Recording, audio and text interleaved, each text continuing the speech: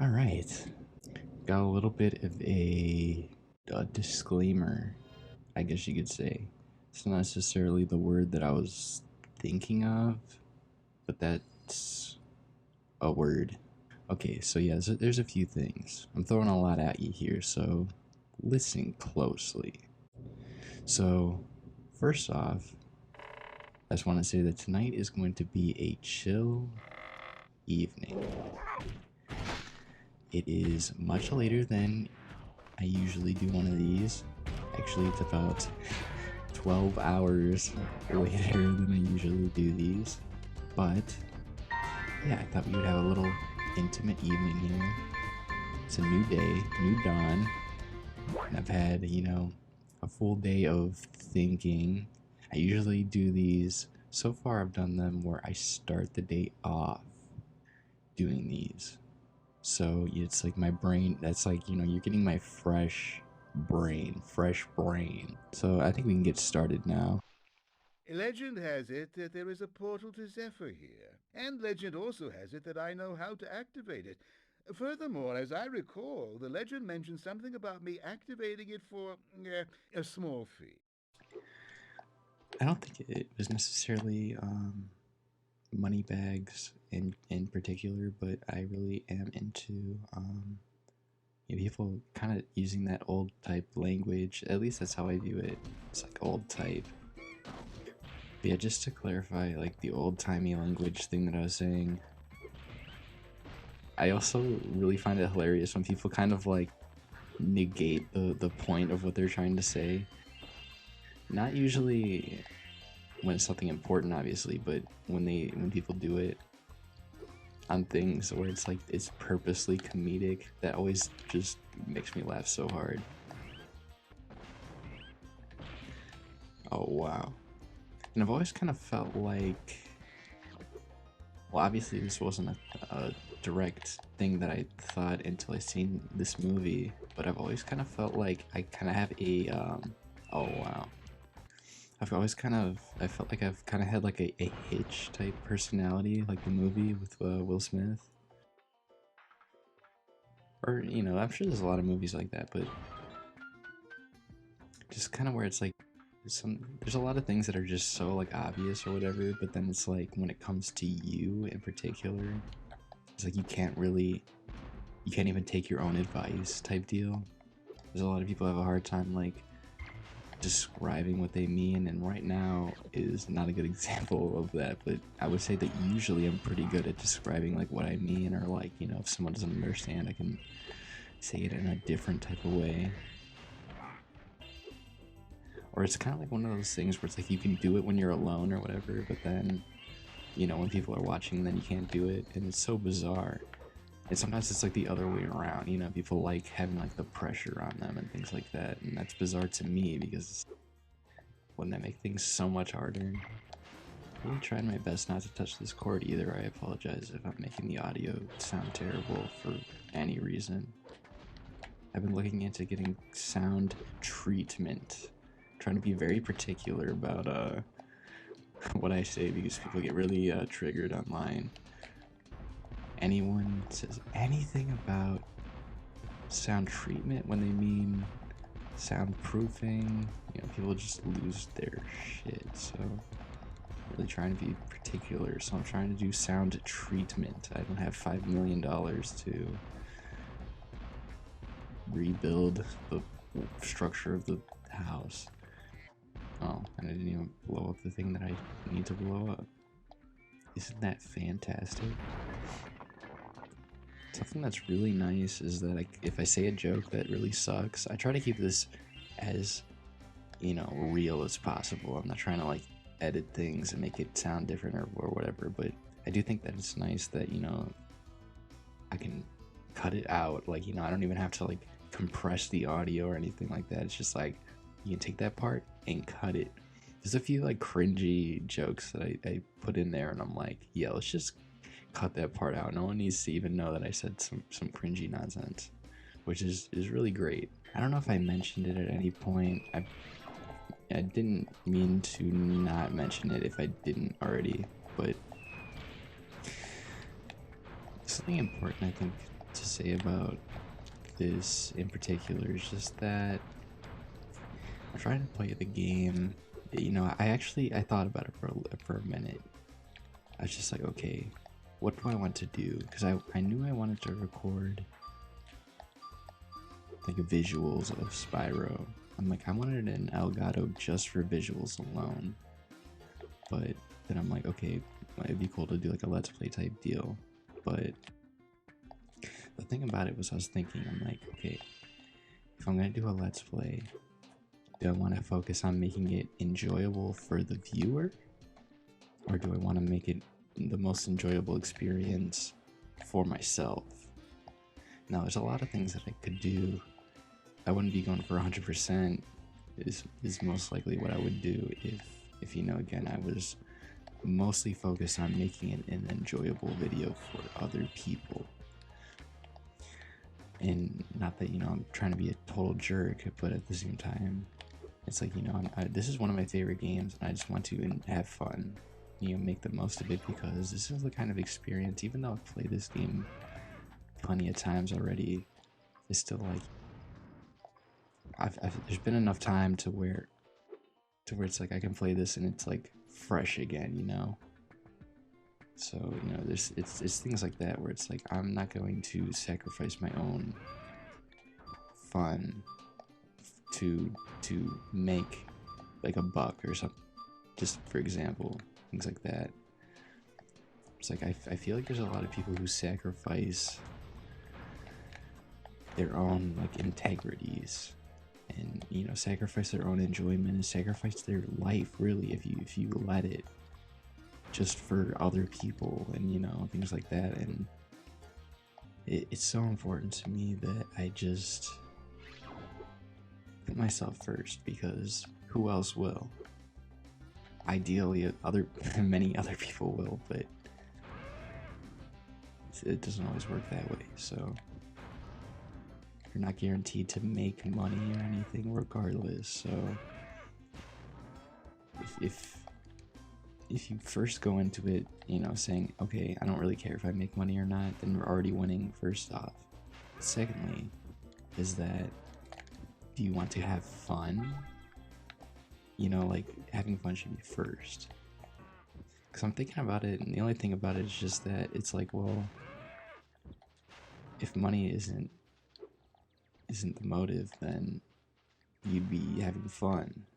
If having fun would be the motive, right? So, yeah. There are 2 more cowlicks out there somewhere, but I haven't seen them in days. What? Hold on, I think this part's really hard. Like, how, that seems really far away. How am I supposed to get them over there? But yeah, the other thing is that, just to wrap this whole dealio up for right now, is just that I would say, the thing about it is that everyone wants to make money, first off, just in general. Like, not even just, that's just a point blank statement. But everyone would also love to make money from things that they love to do. So that's where it's like, can anyone really blame anyone else for seeing an opportunity like playing video games or whatever and being like, damn, like if I could make money from that, I would really love to do that. But that's where it's like, I always have heard where people are like, don't let, you know, your passions and things, you know, that's how you can let things die, because everyone's over here trying to think of how they can make the most money and what's going to, you know, this and that. Is so much more about just being yourself, because it makes things stand out and makes things unique. And Spyro, my boy, I've got a magic bean. Okay. Aiming the seed by holding down. He's like looking off in the distance and like writing on his notepad. Okay, yeah, how is this gonna work?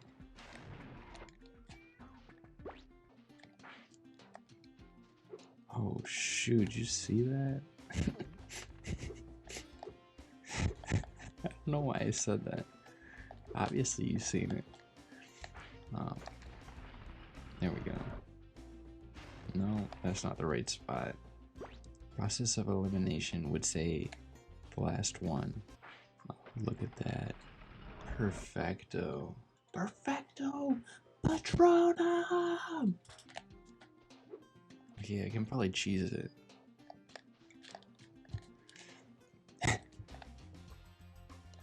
Making this challenge a lot easier this way. Oh, there we go. Is that a saying, to cheese it? I know my dad always used to say that, but I'm like not sure if that's a real thing that other people say or not. There's definitely quite a few things that we did that were in particular unique to you know, just the two of us at least. So if you don't know Spanish, this probably won't be nearly as funny. Yeah, so my boy, like, he's one for the jokes. He'll just pull them out sometimes just out of nowhere, you know. He's got the comedic timing. You know, he's not always like cracking jokes, but when he does, man, it's like he almost like sees the opportunity like Doctor Strange, like before it even happens. And he just like, he'll wait until the moment's just right and then just like bust out the funniest thing you've ever heard. It's like, man, like it's a true skill. In this one though, I do believe him when he says that, you know, it's probably just something that's like, you know, because I'm not part of the culture as much, you know, I found this one extra funny, but this is just an example of what like Romeo, Romeo, wherefore I art said thou, Romeo? Chromosome, chromosome, where art thou, chromosome? Oh, look at that. But yeah, so with wait, what the heck was that? Did I see something I wasn't supposed to? Hold on. It's probably nothing important, but I am absolutely going back to check that out. If you know, if you at least know Spanish, then you can appreciate this one. So there was one day, and for whatever reason, we were all hanging out. Me and my boy, like I said, and one of my other friends. One of my friends, he was like, hey, you know, yes, it's like, hey, you dating anyone right now? Something along those lines. And he said, Kitty? And he's like, wait, who? And then he's like, Kitty and Porta? I was cracking up. That was like easily one of the times I laughed harder than ever. And that's just like a nutshell. He'll just like, you know, pull stuff like that just out of nowhere, and it's just absolutely hilarious. Yeah, what the heck is that? I seen that. Must just been one of those enemies or whatever. Here, I want to check this out.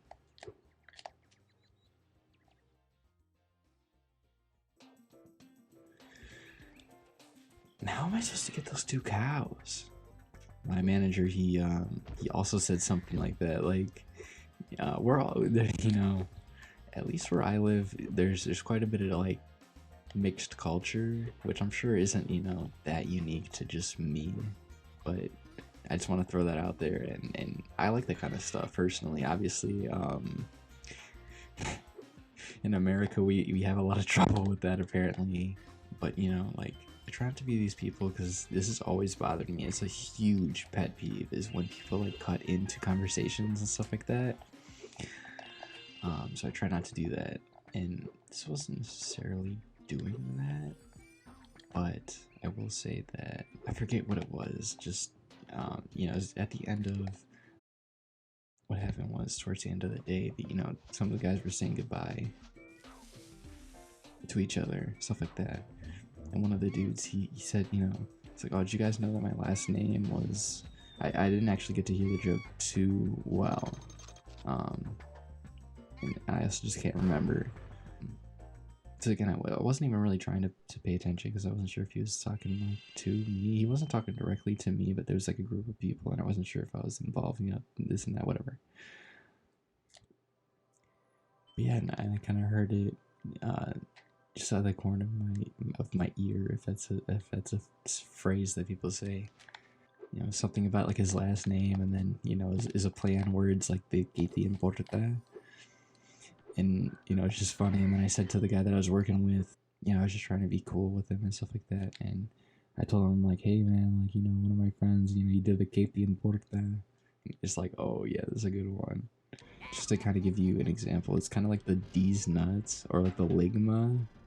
It's basically ligma, you know, it's like where it's like, you're like, huh? And it's like ligma nuts. And then it's like, oh, you know, like at first you don't get it. And then it's like, oh, okay, wow. One of those types, so. And I like those. Actually, that might be, and I was thinking about it today for the first time, because it was like the first time I put those two things together, and I was like, man, like, is that another thing that we actually just like took? Like, you know, I always thought ligma was like its own thing. Dude, is that the album cover in the background? Oh my god. Dude, no way. Screw this guy. I don't care. I gotta see this. That's dope. There it is. Dude, that's literally it. Oh my god, I'm like seizing right now. That is stupid. That is ridiculous. Man. The vibes are crazy tonight. Hold up. That actually got me really hyped. Like, that made my night, I swear to God. Look at that. Man, that's like, I'm getting like a whole new feeling that I didn't even know was like possible. Of just like, whoa. Like, I feel like it's interesting too, because it's like, you know, I've gotten this before and I can't remember where. But it's like, you know, you have an attachment. Now I feel like a fool, because most likely I got this feeling when I played Spyro 1, and that's, oh wow. And that's where I'm getting this feeling that I felt before from. But it's like, you know, I feel like an attachment to this. I'm sure people get that a lot. Like, if I was thinking about it, like, you know, it'd be interesting if I like made a beat and heard someone else over it. I feel like I get a feeling like that, like of like, okay, like I did this and it's beyond me type thing, and you have like a connection to it that's beyond you. But it's really cool because this is something that I loved, and it's like I'm expounding on it. Tingly kind of thinking about, you know, there are other people too who are going to get that feeling as well. Whether they played Spyro before or not, they might have an emotional connection to the game before they even played it, and then it's like, yo, like, you know, they'll do the same thing. Like, they get on this level or whatever, and they'll be like, wait, like, you know, I've seen this before, and, you know, things like that. Even if they're not as passionate about the art of the skyboxes, it's still like yo. Is the game slowing down? It's like, yeah, there's only a few times. They really optimized this Spyro 2 a lot better than Spyro 1, which isn't, you know, it's not the biggest deal to me. I don't really care that much, but this is really bizarre right now because it sounded like that bird was like drunk or something. Orb I found in our clam yesterday. And it's like, I was like, I don't think he's supposed to sound like that. I hear something interesting too, and I don't know where this necessarily stems from. If it was just that this place was so dope. This is just usually where I stand on the situation. That the place where I was at was just so dope that I just, you know, created my own like huge bond to the area, and I've been like changed ever since. But might have just had some kind of something happen as well that made me feel this way. But I think part of why I love Spyro has literally nothing to do with the game itself. It's just that every now and then I get this feeling of like nostalgia, thinking back to when I first was introduced to Spyro and being at my cousin's house And there's something about that house in particular that's just so strong. Like, it was just such a moment. It's like that's where I learned so many things. It's just like where I had the most fun. Like, there was something so free and so magic about that area. And it's like, you know, no money. And I say this all the time, and it's like, you know, I firmly stand behind it.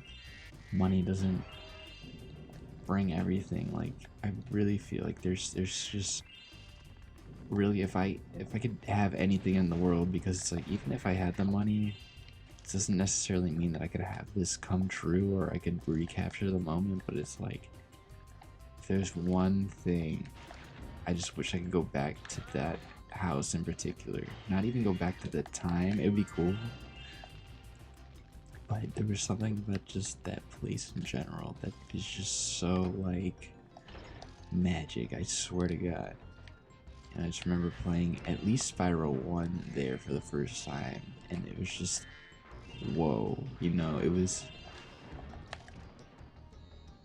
probably the early, you know, 2000s at that point, most likely.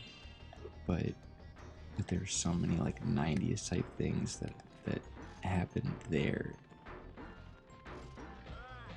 I just remember playing a lot of like PS1 games, and not even like that much.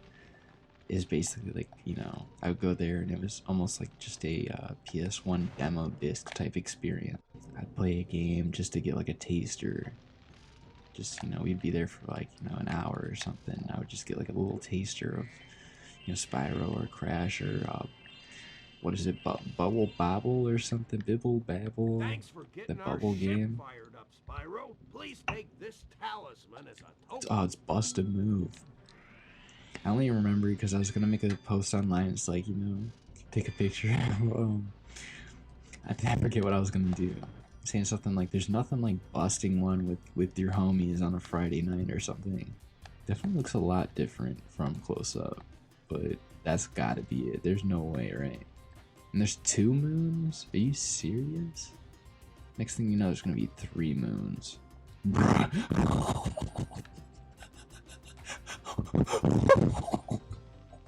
Oh wow. I thought this was some kind of weird Photoshop. I looked up more Spyro skyboxes and I seen this and I was like, yeah, right. That's really surreal. For me at least. That's like really bizarre. It's kind of freaking me out. Oh, I got trouble with the trolley. Saying trolley, I've not even from having trouble with this mission, but just from having other people say how much trouble they had, you know, trouble with the trolley. It's the same with thank you for releasing me. It's like I've seen so many videos of just people being like, you know, they say that line so many times that just like, now I just have like my own oh, what the hell? Trouble with the trolley, eh? Trouble with the trolley, eh? Well, just use the D-pad or analogs. Oh wow, that's the part that pisses me off. Okay, if you say right, I'm turning right. This isn't so bad so far, but this is Spyro. They have a lot of... I had... Wait, what? He said something else. What was he gonna say? Guess we'll never know. Hopefully not. I'll just do it in one shot here right now. Trouble with the trolley, eh? Hagrid. Hagrid plays trolley guy.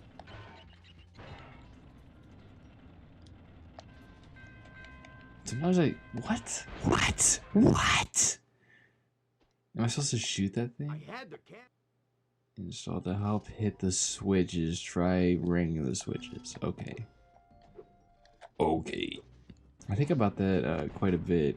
Well, people dying, first off, unfortunately, I think about that a lot. But secondly, how am I supposed to do that? I think about a lot of things that are really like depressing. But just in general, here's something that I think is excusable. It's just that